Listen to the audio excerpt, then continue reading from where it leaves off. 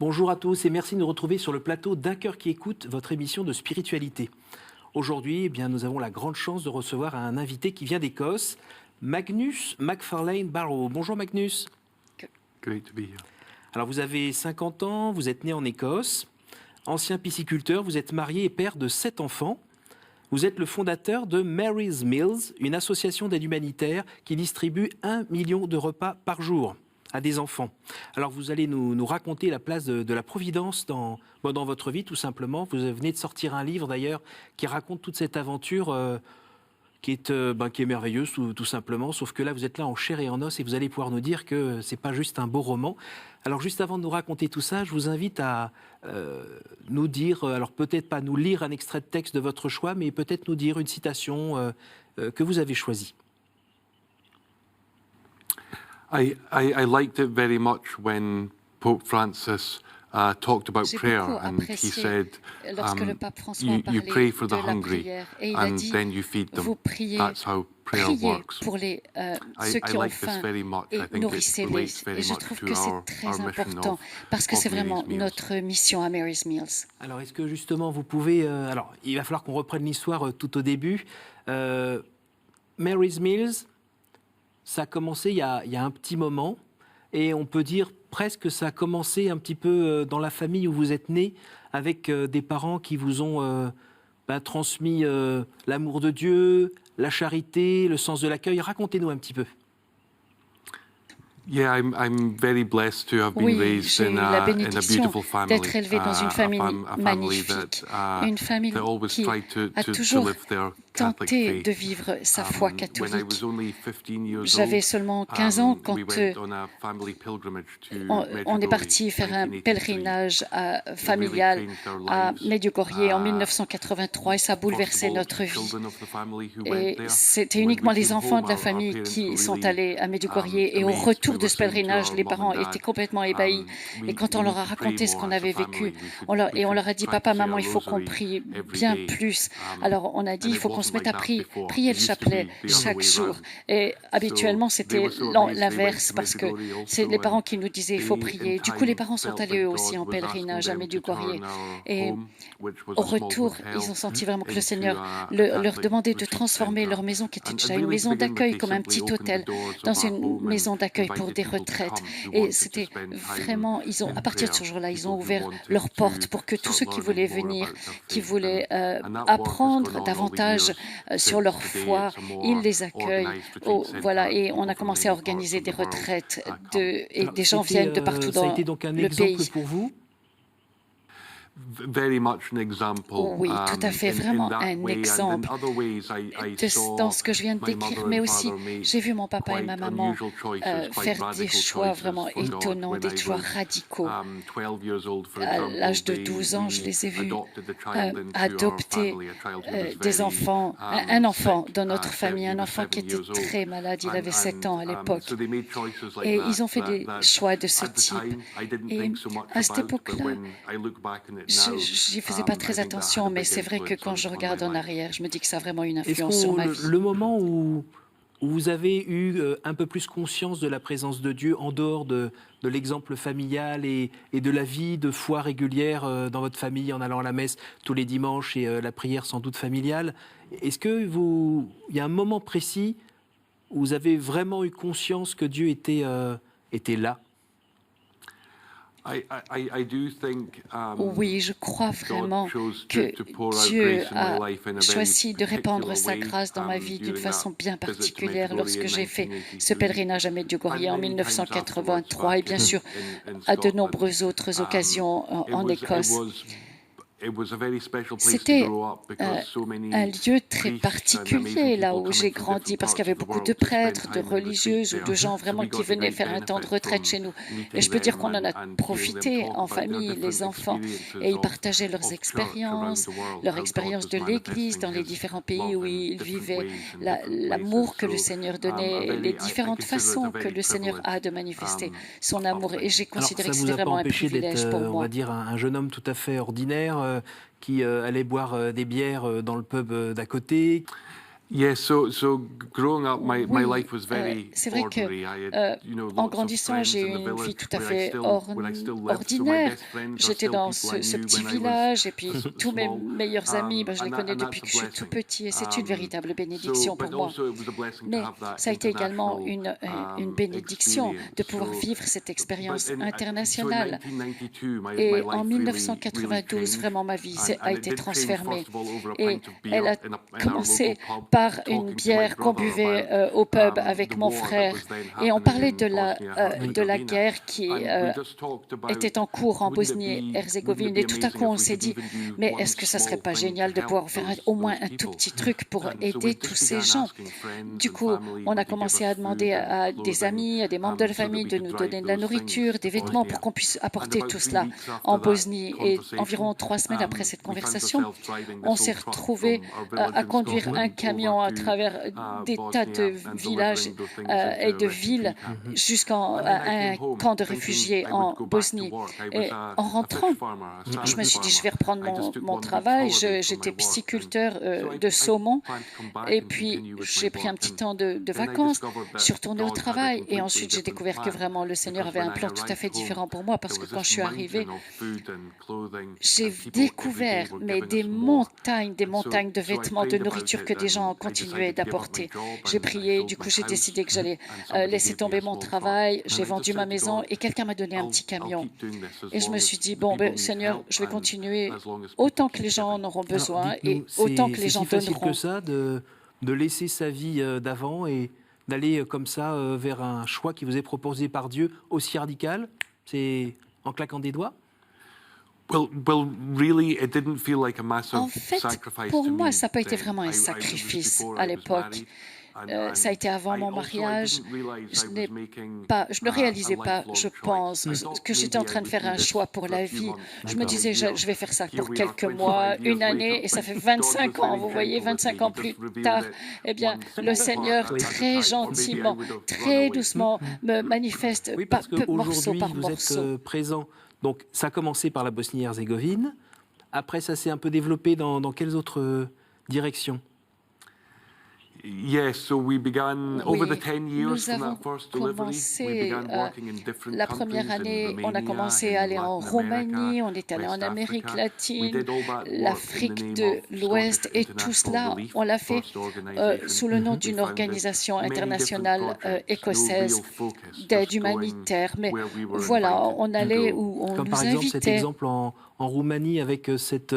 quand vous racontez ça, c'est assez émouvant, hein. Ces enfants qui ont attrapé le sida à cause de transfusions sanguines, qui sont abandonnés dans ce qui pourrait peut-être être un hôpital, mais on ne sait pas trop ce que c'est, personne ne s'occupe d'eux. Les gamins, ils ont quasiment 10 ans, ils ne peuvent pas marcher parce que personne ne les a aidés à marcher. Bon, c'est un petit peu violent et vous allez pouvoir, avec des gens sur place, réussir à les mettre dans une maison, puis une seconde maison, et leur offrir une chance de vivre, en fait, tout simplement. Yes. Oui, et cette expérience de la Roumanie, pour moi, a été vraiment une expérience vécue avec le Seigneur. Et parce que quand on a commencé à construire ces maisons,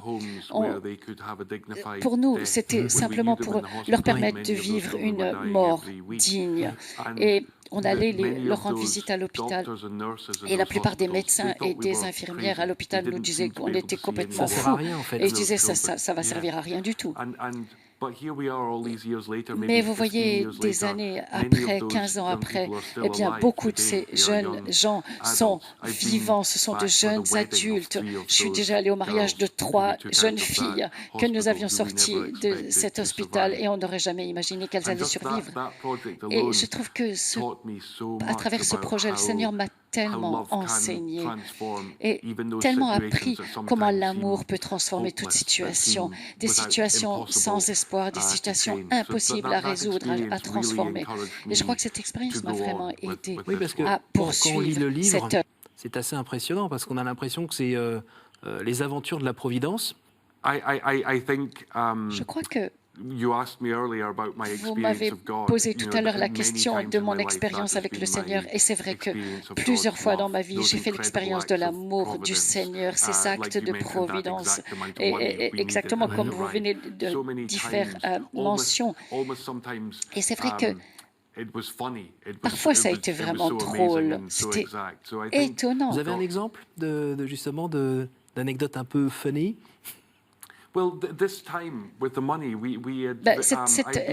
Cette expérience à propos de l'argent, j'avais ramené des réfugiés en Écosse. Ils ont vécu 3 ans en Écosse. Et au moment où la guerre s'est arrêtée, eh bien, on s'est dit on va les ramener chez eux avec une aide financière. On va les soutenir en Bosnie. Et ils avaient leurs papiers. Il a fallu qu'on les ramène en Bosnie, mais ça nous a coûté 4000 livres sterling pour les ramener chez eux. C'était magnifique, on les a ramenés jusque chez eux. Et quand je suis revenue de ce voyage en Bosnie, je me suis dit, oh mon Dieu, on n'a plus un sou sur le compte bancaire, qu'est-ce qu'on va faire? Et je me suis dit, oh là, j'ai commencé à perdre confiance et j'ai commencé à paniquer, c'est vrai. Mais quand je suis arrivée à la maison, ma femme, vraiment, elle était bouleversée. Elle m'a donné une enveloppe qui venait d'arriver par la poste. C'était un prêtre qu'on ne connaissait pas, un prêtre irlandais. Il ne nous a jamais donné son nom. Mais il a dit, voilà ce que le Seigneur m'a inspiré. Et il a envoyé exactement le montant que nous avions dépensé pour ces réfugiés. Donc je crois vraiment que le Seigneur veut sans cesse que nous fassions l'expérience de cette confiance que nous devons avoir en lui. Jamais il ne nous laissera tomber quand nous agissons dans ce sens avec lui, pour lui. Peut-être est-ce que ça permet de voir la hauteur de ma foi, et c'est pour cela qu'il m'a aidé vraiment un grand nombre de fois. La providence, Dieu agit vraiment au dernier moment. Comme vous disiez tout à l'heure, ça fait quelques années que vous êtes engagé dans cette fondation Mary's Mills. Est-ce que vous vous êtes habitué au fait que Dieu agisse au dernier moment? Alors maintenant, vous êtes vraiment tout à fait détendu, pleine confiance, vous savez que ça va arriver.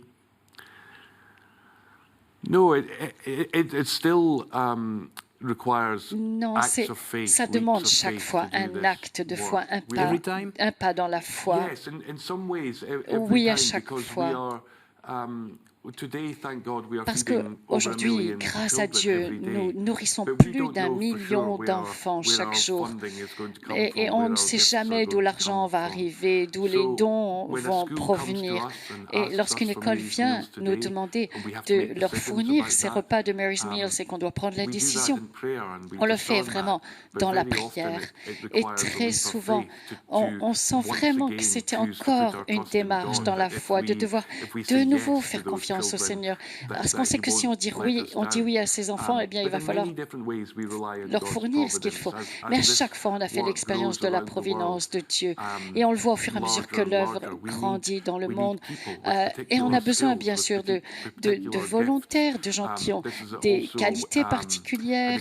Et c'est vraiment un exemple aussi de voir cette confiance. Et on voit des gens qui donnent leur vie pour cette œuvre, cette mission.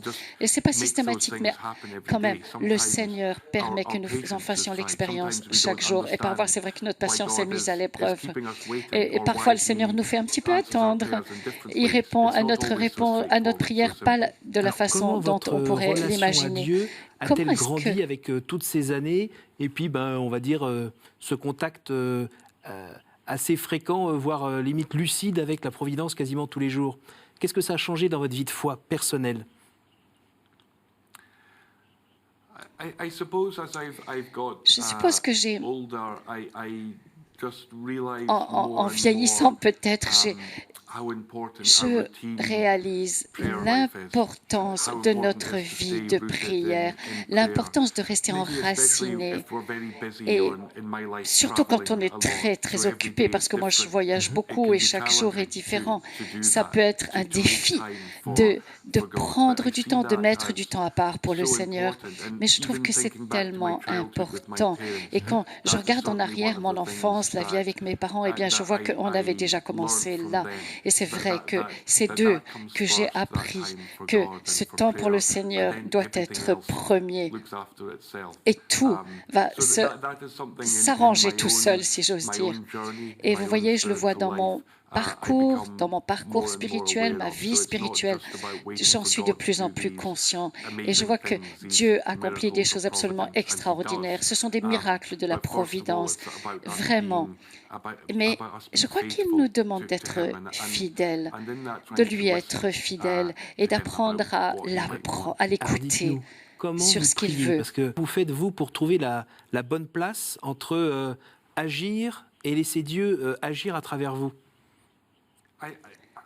Je ne sais pas si je le fais vraiment très bien, mais je crois que de nouveau, c'est dans la prière. Il faut vraiment rester dans la prière. Et c'est toujours, ça reste une question difficile à chaque fois que je me la pose souvent. Parce que, vous savez, quand je vous ai dit cette phrase du pape François, eh bien, je me suis rendu compte que ça marche pour Mary's Meals. Ça ne peut marcher que vraiment si c'est dans la prière, si c'est enraciné dans la prière, si c'est un fruit dans la prière. Et je crois que si on prie, eh bien, on demande au Seigneur de nourrir les enfants. Voilà, c'est qu'il faut que la prière puisse nous transformer pour que nous puissions aimer davantage, pour agir, pour nourrir ses enfants, pour accepter de faire des sacrifices pour que ces enfants puissent manger. Je crois que c'est les deux. Il faut que nous, de notre côté, nous coopérions avec la grâce de Dieu et que nous choisissions plus que toute autre chose de nous rendre disponibles. Encore un peu personnel, comment on arrive à vivre la tension qu'il peut y avoir entre ce qu'on reçoit, les signes de Dieu dans sa vie, et puis ce qu'on est dans le fond et qui n'est pas toujours beau, qui n'est pas toujours bon, qui n'est pas toujours juste. Parce que si on ne pense pas à Dieu, ben à la rigueur, ça ne cause pas de problème. Quand on fréquente Dieu d'un peu plus près, on voit un peu plus les zones un peu sombres qu'on peut avoir dans le cœur. Comment vous faites, vous ? Je crois que, mis à part la prière dont nous avons déjà parlé, je crois que pour moi, c'est important de ne jamais croire que tout cela dépend de nous. Vous savez, il y a des jours des mauvais jours. Eh bien, je dois toujours me rappeler que c'est extraordinaire de faire partie de cette équipe, d'être dans cette association. Aussi, à chaque fois que je pense à Mary's Meals, je me dis, eh bien, c'est un ensemble d'actes d'amour. Aucun d'entre nous ne fait quelque chose d'extraordinaire tout seul. Et je crois vraiment que cela fait partie d'un mouvement d'équipe, tout un ensemble de personnes. Et je crois que c'est là tout ce qui fait la différence.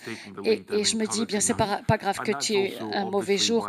Voilà, profite de la grâce qui repose sur toute l'équipe. Et c'est vraiment une grâce aussi de vivre avec la famille que j'ai. Ma femme est absolument extraordinaire. Elle est à la maison avec les enfants. Et je ne pourrais jamais accomplir cette œuvre sans elle, et sans son amour, sans son soutien et ses encouragements. Vous voyagez beaucoup. Qu'est-ce que vous aimeriez réussir à transmettre à vos enfants, tout de même ?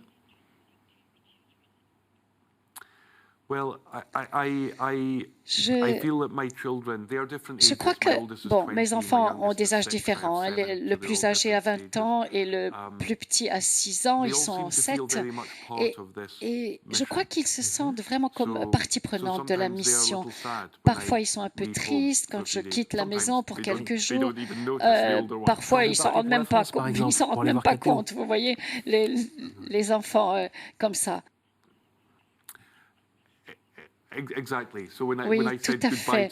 Alors, lorsque je leur dis au revoir, quand je leur ai dit au revoir il y a 3 jours, les petits étaient tristes. Mais on en parle toujours et je leur explique pourquoi je m'en vais, pourquoi je fais cela, ce travail. Et que pour nous, voilà, et on sent tous qu'on fait partie de cette mission et qu'on ne peut réaliser cette œuvre, je crois, qu'en famille, parce qu'on fait un sacrifice tous ensemble pour cette œuvre, pour cette mission. Mais avant tout, ma première vocation, c'est d'être père, d'être époux. C'est mon premier appel, bien avant Mary's Meals. Et on veille vraiment à ces voyages, à ce qu'ils ne se renouvellent pas trop. On en parle toujours avec ma femme et c'est vraiment important. Ça ne rimerait à rien que j'aille m'occuper d'autres enfants et de laisser les miens derrière. Du saumon dans la rivière au-dessus. Là, les attraper à la main comme ça. Un vrai Écossais, quoi. Yeah. I love to do that. Oui, vraiment, j'aime beaucoup faire ça quand les enfants pêchent. Et puis, on aime beaucoup le foot, on aime beaucoup jouer ensemble. Mais j'aime beaucoup jouer avec mes enfants, même si je suis un petit peu ralenti maintenant. Et puis aussi la raison pour laquelle vous avez écrit ce livre. J'ai écrit le livre peut-être pour 2 ou 3 raisons. D'abord, pour rendre gloire à Dieu. Vous parliez de ces exemples de providence que vous avez vus dans le livre. On voit bien que ce n'est pas vous tout seul avec vos petits bras qui pouvez faire tout ça. Il y a vraiment Dieu derrière. Non. Non, j'espère que c'est vraiment clair dans le livre et que le livre ne parle pas de moi, mais de l'œuvre de Dieu à travers cette œuvre. Et je voulais vraiment le partager avec le plus de gens possible, cet exemple de la miséricorde de Dieu dans notre monde aujourd'hui. Et c'est vraiment une histoire pleine de joie, même si c'est à propos d'enfants qui souffrent. Mais vraiment, c'est avant tout une histoire de joie, d'espérance. Et je voulais le partager. Vraiment. Et chaque fois que je parle de Mary's Meals, je vois que les gens sont heureux d'entendre l'histoire de cette œuvre. C'est une des raisons pour lesquelles j'ai écrit le livre. Une autre raison, c'est parce que au fur et à mesure que Mary's Meals grandit dans le monde entier, que je vois qu'il y a de plus en plus de gens qui s'y impliquent dans différentes cultures, différents pays, pour moi, c'est vraiment très important de garder le même esprit, vraiment le bon esprit, que nous protégeons les valeurs de cette mission, pour que vraiment, il ne s'agit pas de compter, ni d'avoir des plans stratégiques, mais c'est dans le livre, c'était pour moi un moyen de protéger le bon esprit de l'œuvre et aussi de montrer tout ce qui va bien au-delà de moi et de tous ceux qui ont fondé l'œuvre et d'expliquer pourquoi nous avons appelé cette œuvre les repas de Marie, parce que c'est une grande responsabilité. Et j'espère que en écrivant le livre, j'ai bien expliqué tout cela et que ça va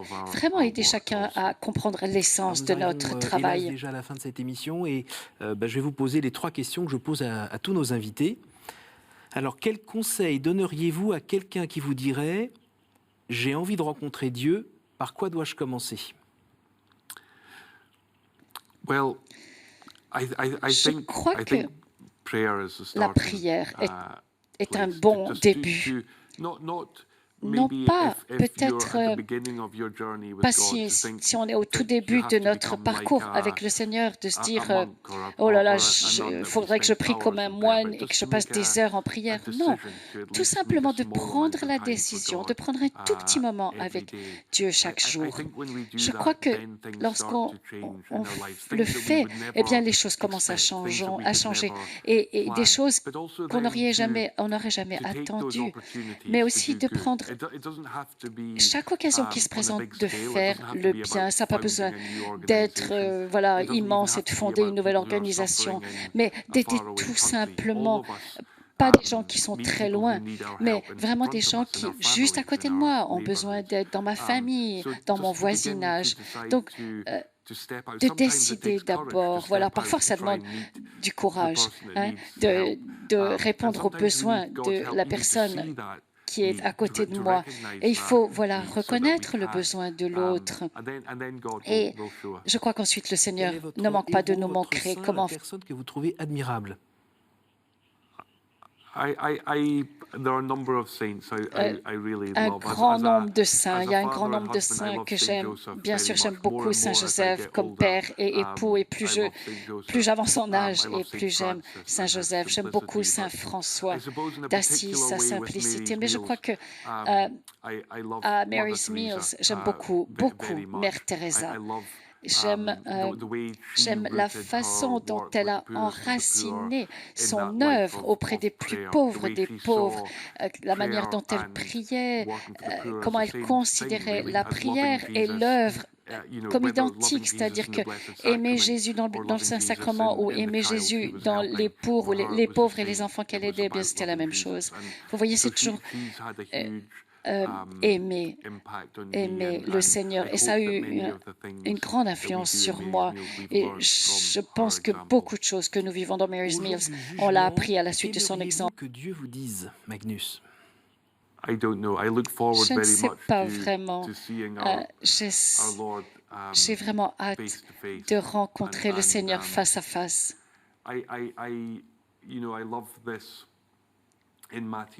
J'aime beaucoup dans l'évangile de Matthieu, lorsqu'il parle du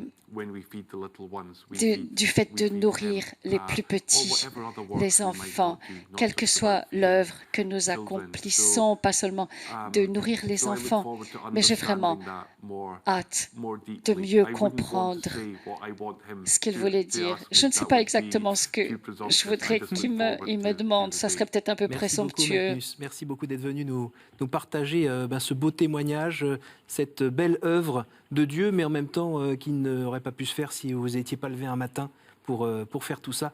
Merci beaucoup, merci à vous tous pour votre fidélité. Je vous invite à jeter un œil quand même dans ce livre qui permet de mieux comprendre l'action de Dieu dans nos vies. Il y a aussi un site internet que je vous invite à aller voir, marysmills.fr, que vous voyez en bas de votre écran. Alors merci à vous tous pour votre fidélité et puis à la semaine prochaine.